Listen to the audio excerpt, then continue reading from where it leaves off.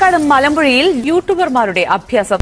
പുതിയ വണ്ടി നമ്മള് മെല്ലെ ഇറങ്ങിക്കോ. ഒരു മിനിറ്റ് താറ് പുതിയ താറ് പോയി. ഈ പറഞ്ഞ താറാണോ ഒന്ന് മറ്റേ ഒരു വീഡിയോയില് വ്ളോഗിൽ ആദ്യമായിട്ട് ഫസ്റ്റ് ഡേ ഒരു താറ് വാങ്ങിയിട്ട് കൊണ്ടുപോയി? അല്ലല്ല, ഇത് താർ റോക്സ് ആയിരുന്നു. അത് താറ് വാങ്ങിയ ഉടനെ തന്നെ ഞാൻ സത്യത്തിൽ ഷൂട്ട് ചെയ്യാൻ വേണ്ടിയിട്ട് പോയതാണ് മലമ്പുഴ. ഡ്രിഫ്റ്റ് ചെയ്യുന്ന സമയത്ത് ഞാൻ ഭയങ്കര ഡ്രിഫ്റ്റർ ഒന്നല്ല, എനിക്ക് പിന്നെ ഇതൊക്കെ ഒരു മൂഡാണ്.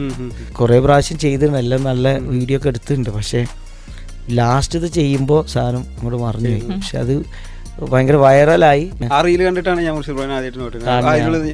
പുതിയ താറ് വാങ്ങി ഞങ്ങൾ വീച്ചകൾ ഒരുപാട് കഴിഞ്ഞിട്ട് നിൽക്കുകയാണ്. ഇത് ചോക്ലേറ്റ് വീച്ച വീണ് ഇങ്ങനെ മെല്ലെ ആരോ കൊണ്ടുവച്ച പോലെ. ഇതിങ്ങനെ കയ്യിൽ നിന്ന് പോയിട്ട് മരിക്കില്ല എന്നുള്ള വീച്ചല്ലല്ലോ. അപ്പൊ എനിക്ക് അത്ര ഫീൽ ചെയ്തിട്ടുള്ളൂ.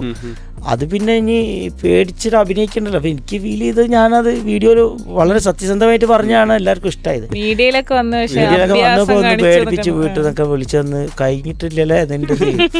നല്ല ചാനലിലൊക്കെ വന്നത് വളരെ ഫണ്ണായിട്ടാണ് താറിന്റെ അടിഭാഗം കാണിച്ചു തന്നു എന്നൊക്കെ പറഞ്ഞിട്ട് ടി വി നോക്കുമ്പോൾ എന്റെ സാധനമാണ് വരുന്നത്.